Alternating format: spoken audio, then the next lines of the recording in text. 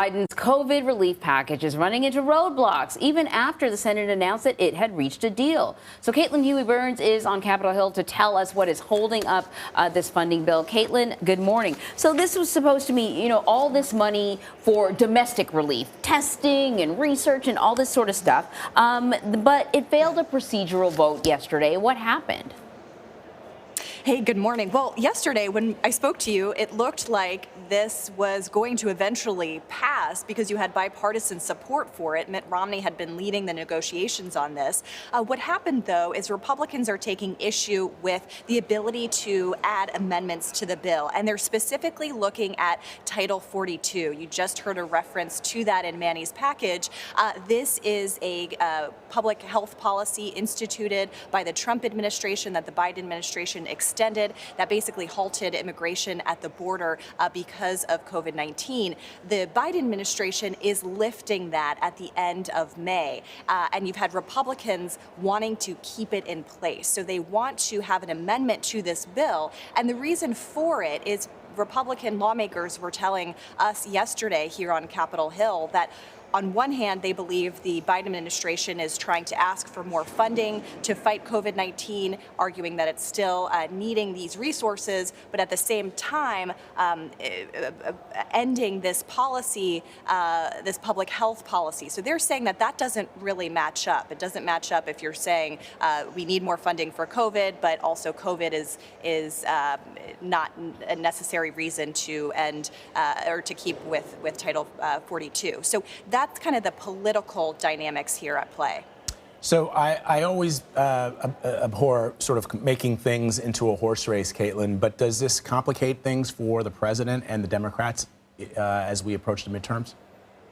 Yeah, and here's why. At least Republicans are trying to hold Democrats on this, especially this Title 42, because you have several Democratic lawmakers up for re-election in either border states or purple states or even red states that Republicans think the issue of immigration could really be kind of that wedge issue in the midterms. And you've actually heard from some Democratic lawmakers like Raphael Warnock in Georgia, Mark Kelly in Arizona, other senators up for re-election, kind of asking the Biden administration for a plan after Title 42 is lifted. And so you've seen some kind of anxiety among some Democrats who are in a vulnerable kind of election state. And that's why Republicans are really pushing this, because they want this to be a midterm election issue. They want to get Democrats on record with a vote. I will say, however, that Congress is leaving for a 2-week recess on Friday,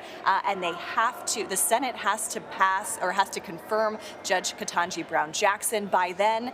So addressing these issues by the end of the week seems very unlikely. So this is something that will likely be punted either towards the end of the month, or we'll see kind of when they're able to take it up.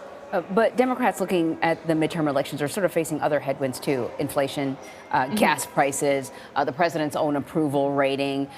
What does the polling say about how people feel about how the administration is managing some of these challenges? Well, poll after poll shows President Biden with low approval ratings. They also show the president with low approval ratings, specifically when it comes to the economy. And now the White House and Democrats have been arguing, look, the economy, it looks good. Jobs are being created. Unemployment is down to 3.6%.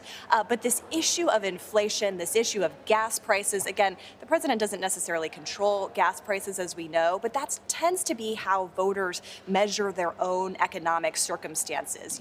Yes, the economy might look good on paper, but when you're going to the grocery store or filling up your tank, things are costing more. So that's where Republicans are really trying to target. And Democrats know that that is the circumstance they're dealing with. So you've heard them try to call this the Putin price hike. I think, we'll see whether voters buy into that. But what's really interesting here on Capitol Hill, guys, is that Democrat the Democratic House Committee, Oversight Committee, is bringing in oil company executives to really grill them on gas prices. So that's where you're trying to see them trying to shift the messaging on oil companies gouging prices. Oil companies and some Republican lawmakers are saying, look, this is the administration's fault. They need to open up energy resources here at home. So a lot of politics involved here, but that's kind of how they're trying to mitigate these headwinds in some form, at least at this moment. Caitlin, what are you hearing about the new sanctions that the Biden administration will impose on Russia today?